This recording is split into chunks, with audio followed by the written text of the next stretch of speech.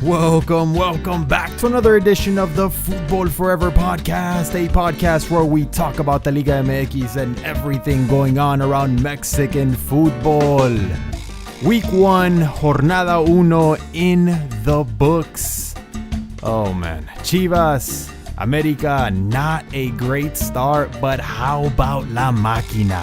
How about Cruz Azul, a 3-0 victory over Puebla?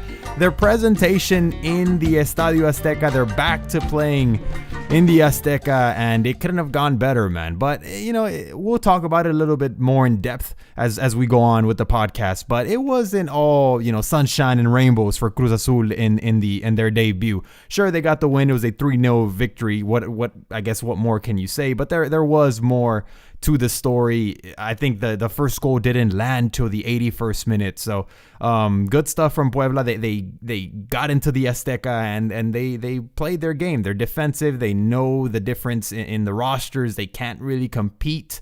So they go in there, they try to make it messy and then try to kill you on the counters. So anyway, I don't know why I just started talking about that game. What's on the agenda? What are the topics for today? Well, unfortunately, we got to start on a bad note, man. Mexico U21 eliminated from the Central American Games. Unbelievable.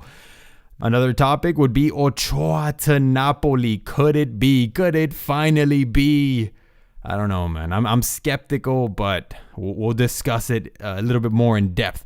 News on El Tri and Osorio. Still in the dark about freaking Osorio. Is he staying? Is he going? You hear nonstop from the media, Osorio is gone, but somehow, or for some reason, the FMF, the Mexican Federation, just does not want to announce that he's gone. They don't want to let him go. We'll see what ends up happening, man. Another topic, good start for La Máquina. As you heard me go on a little mini rant at the beginning of the podcast, we'll talk about La Máquina and their victory over Puebla. Tigres, hey man, Tigres is probably still the number 1 contender. They defeated León 2-0. America and their defensive woes. Oh man, not a good start for America. And Chivas also losing to Tijuana. We'll talk about those two matches. And then our games of the week for week 2 of action in the LigaMX for Jornada 2. There's some interesting games, and I'll let you guys know which games I'm looking forward to the most. So let's get started, man. First thing on the agenda, like I said, man, starting the podcast off on a bad note. El Tri. U21 were eliminated from the Central American Games in Barranquilla, Colombia. A 2-1 loss to Venezuela, a 1-0 loss to El Salvador, and a 1-1 draw to Haiti. Not a single victory, 1 point bottom of the group for El Tri.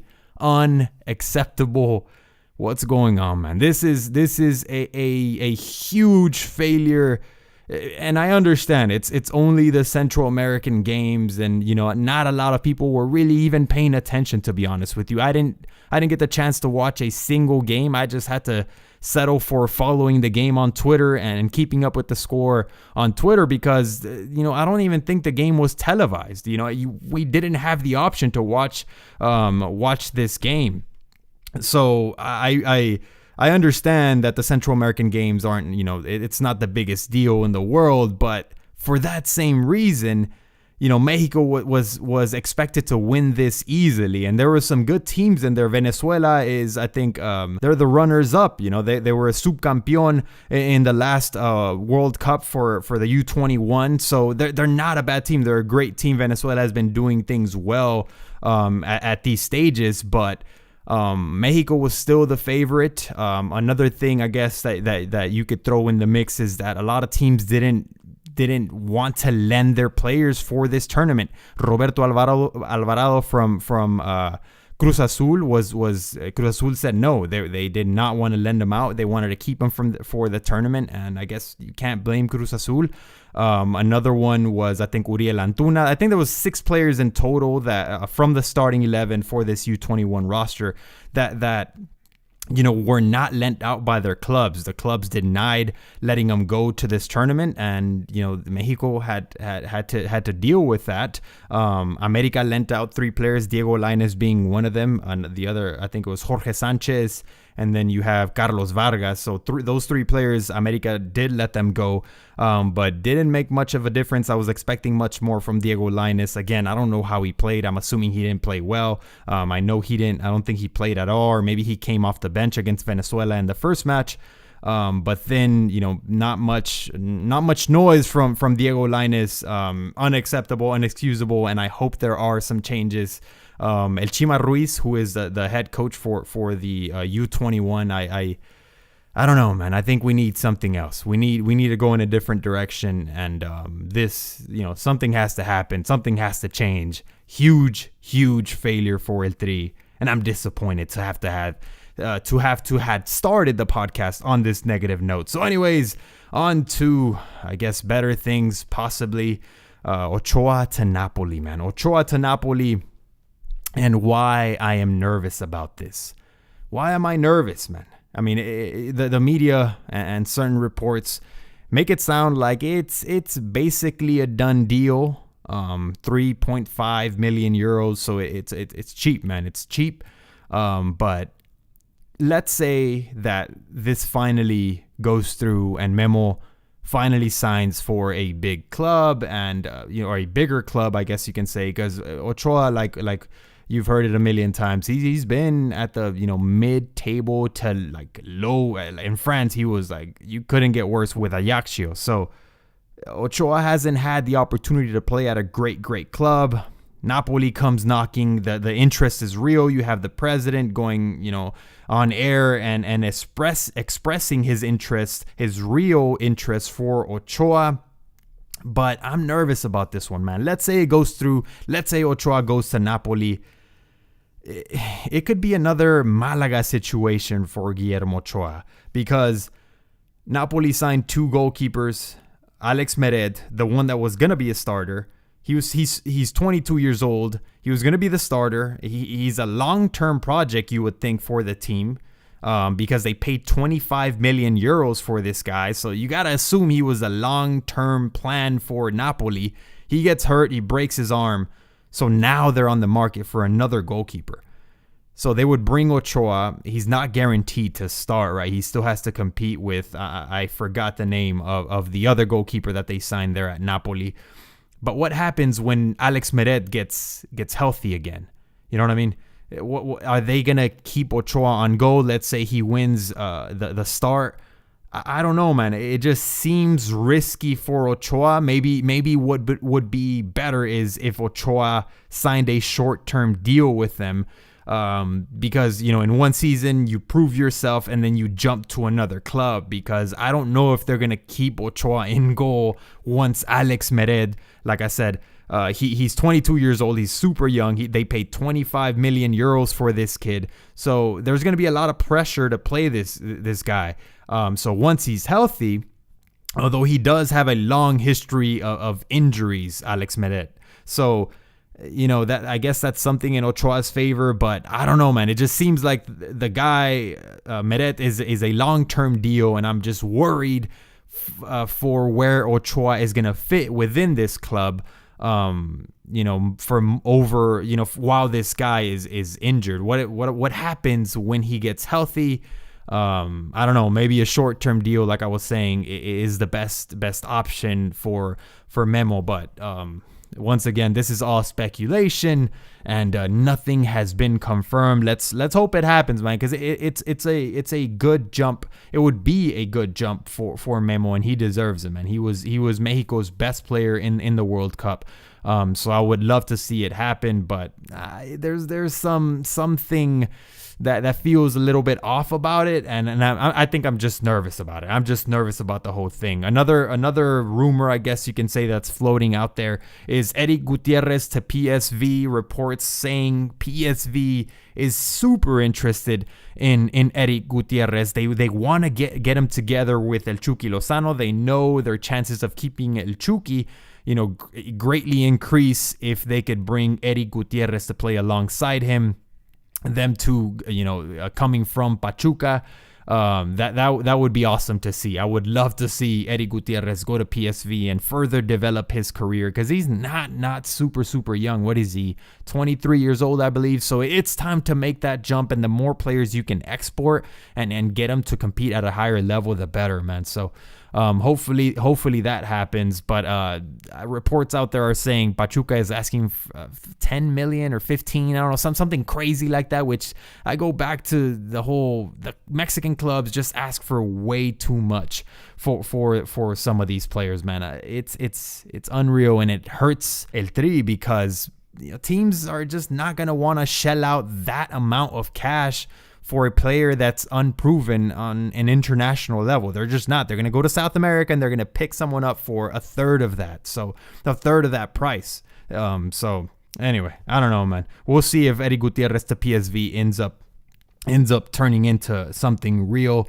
News on El Tri and Juan Carlos Osorio. No real updates. We're still in the dark about this. It's getting kind of ridiculous now. It just sounds like Juan Carlos Osorio said, hey, man, I'm done. I'm moving along. But the FMF is not wanting to let go, and they're looking to convince him to stay. God knows what they're offering him. They're probably offering him this plan, more money, I'm sure. But it just sounds like Juan Carlos doesn't want to be here anymore. He doesn't want to be with El Tri. He wants, if the possibility to manage Colombia opens up for him, he wants to be there. If he has the option to go to England and manage a club over there, then that's what he wants to do, because that's his lifelong dream, if I'm not mistaken. So, but the FMF is not giving up, and they're practically, I don't want to say begging, but they're really looking to convince Juan Carlos Osorio to stay. So nothing, no real updates on that aspect. It's kind of, I don't know. I would have hoped that by now we'd have either the re-signing of Juan Carlos Osorio or the new Mexican national team manager announced, but the FMF says they're going to take their time with this decision, and they're going to weigh all of their options and yada, yada, yada. You know how this thing goes. So nothing real, I guess no updates to report on for El Tri and the managerial situation. So let's dive into the Liga MX, man. Let's dive into what we learned from the first week of action. La Máquina is looking to be for real, man. They didn't do things. They didn't only do things well in the offseason, because I gave them as the biggest winners of the offseason in my last podcast. They did things fantastic. Ricardo Peláez showed up, and he showed up to work, man. They signed 10 new players, some real talent on this roster, and they're looking good now, man. After week 1, La Máquina looks good. But like I said, it wasn't all sunshine and rainbows. Not a great start. And if I remember correctly, there was boos in the Azteca at halftime. The score at halftime was 0-0. La Máquina was not looking great. Neither was Puebla, to be fair. It wasn't a great show. And there was boos at halftime. So it wasn't, like I said, it wasn't all sunshine and rainbows. But in the second half, it was much improved. 12 minutes of fury. That's all La Máquina needed, man. 12 minutes of fury. I think in the 81st minute, the first goal comes in from Renteria. Nice assist from Elias Hernandez. Milton Caraglio gets the penalty goal, and then Elias Hernandez tops it all off with a golazo. What a golazo! The build-up play to that third goal was remarkable. It was fantastic. Puebla didn't offer much, man. The difference in squads was extremely noticeable. Puebla got in there and they were gonna do that. That's all they could have done. They just try to make things messy. They were defensive. They didn't offer much up front, and they were just waiting for the perfect opportunity to strike, which unfortunately for them did not come. 3-0 victory for La Máquina, and let's see if they could keep it up. The game versus Chivas this weekend is super, super interesting because Chivas cannot afford to lose again. It's not going to be looking good for Chivas. It's already not looking good with the way their offseason went. They lost a ton of talent. We all know the figures they lost. They lost Almeida, who wasn't only a good manager, but he had, the players on his side. He had the entire fan base, from what it seems like, on his side. So not a good offseason for Chivas. And then if things don't go well during the season, it's just going to turn it into a mess. So that's one of the reasons why I'm really, really looking forward to the Cruz Azul versus Chivas, or Chivas versus Cruz Azul match, since Chivas is the home team. That's one of the reasons I'm looking forward to it this weekend. But let's talk about Tigres, man. Tigres, to me, in my opinion, is the number one contender to win the league. Not just because they basically kept the same roster that they did the season before, but they added some talent to it. The return of Guido Pizarro has proved, at least for now, it's still early, but has proved to be big for Tigres. They defeat León 2-0, and Tigres tends to start off seasons kind of at a medium pace. They don't tend to go all out at the beginning, and that's a constant criticism of Tuca and of Tigres, because they kind of half-ass their way through the beginning of the season, and it's towards the middle to the end of the season where they really turn it up and they get into the Liguilla, or to the playoffs, in 4th, 5th place, 6th place, whatever. And then that's where they take care of business. That's where they're scary. No one wants to face Tigres in the Liguilla because of their manager. Tuca is, he knows the ins and outs of the LigaMX, and he's a fantastic manager, and the talent on the team. Guignac, you have Aquino, you have Jürgen Damm, you have Guido Pizarro, you have Celarayan, who scored a golazo this weekend. So tons of talent on this Tigres roster, and in my opinion, they're the number one contender. They pick up a win versus León, and once again, they're looking good for this season for sure. Guignac is scoring goals, and all is well for now with Tigres. Now let's turn the page and let's talk about América. América. América loses to Necaxa. Not a good presentation for América. And the defensive woes continue, man. América's defensive performance this match was just the exact same copy of what happened at the end of the last season. You know what I mean? They were just completely exposed on the counter. The center backs were just out of position. And this is what happened at the end of the last season. In the CONCACAF Champions League semifinals, Toronto picked them apart on the counter. Santos picked them apart on the counter. Just lagoons of space that the América center backs are leaving.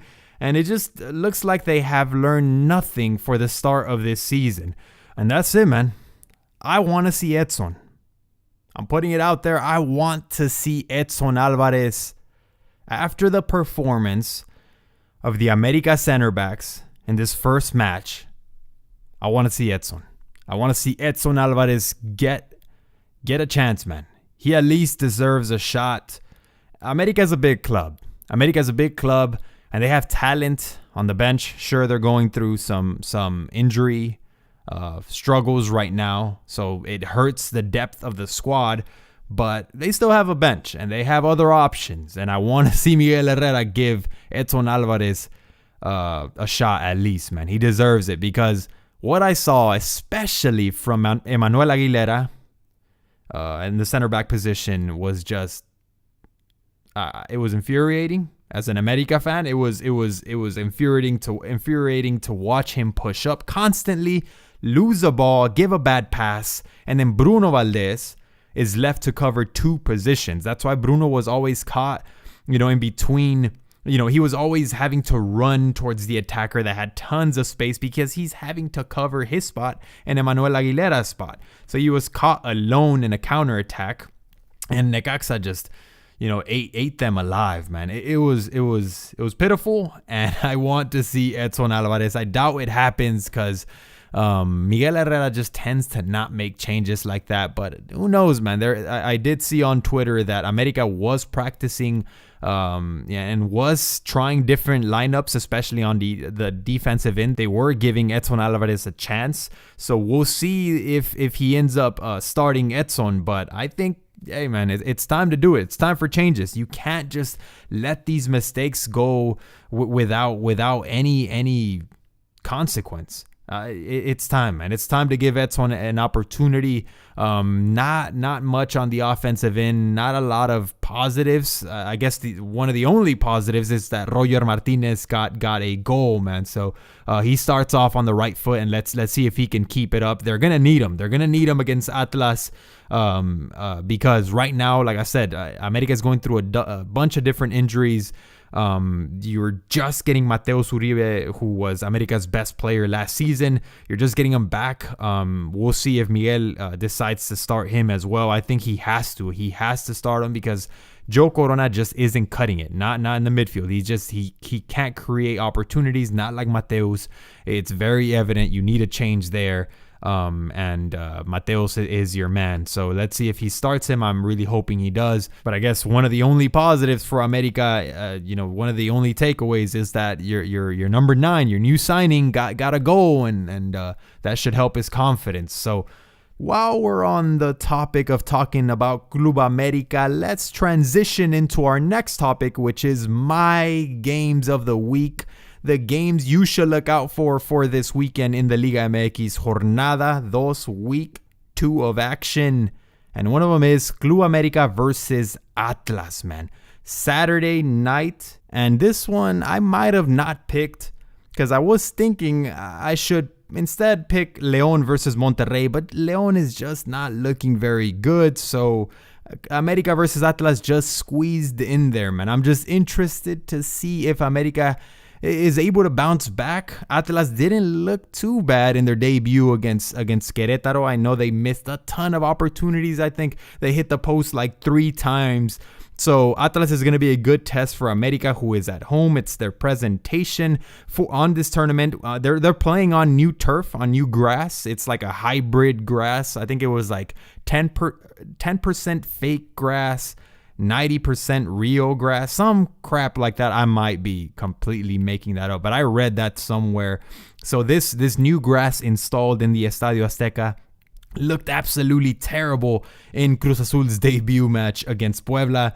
I doubt it's going to look a lot better in this match for America and Atlas. There's just not enough time for the grass to grow. I don't know, for it to cure. It just looked absolutely horrible. It's going to be horrible probably this weekend too. But I'm interested in watching that match and seeing if America could bounce back after a terrible showing in week 1 versus Necaxa. My second game of the week to look out for: Chivas versus Cruz Azul. It's simple. I mentioned it earlier in the pod.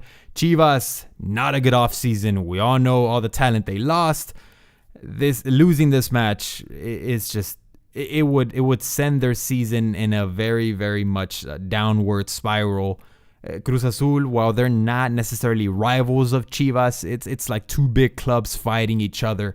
So neither one of them wants to lose, obviously. And Cruz Azul, all they got to do is look to keep the momentum and from the 3-0 victory over Puebla, because right now their fans are on a high and they got to look to extend that momentum, because a win over Chivas on the road, the next game you're at home with your crowd, and it would be looking very, very good for Cruz Azul if they can win this match. And my next and final game of the week, I only picked three, and this one would be Tigres versus Xolos.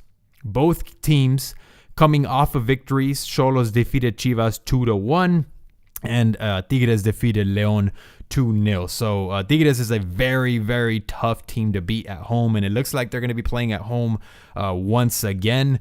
So very, very tough test for Xolos, and I'm definitely looking forward to watching this matchup. So the end of the road. That's it for this podcast. Thank you guys so much for tuning in, and thank you for your support in the recent videos. I hope you've watched them. I had a top 5 Mexican prospects heading into the Qatar 2022 World Cup cycle.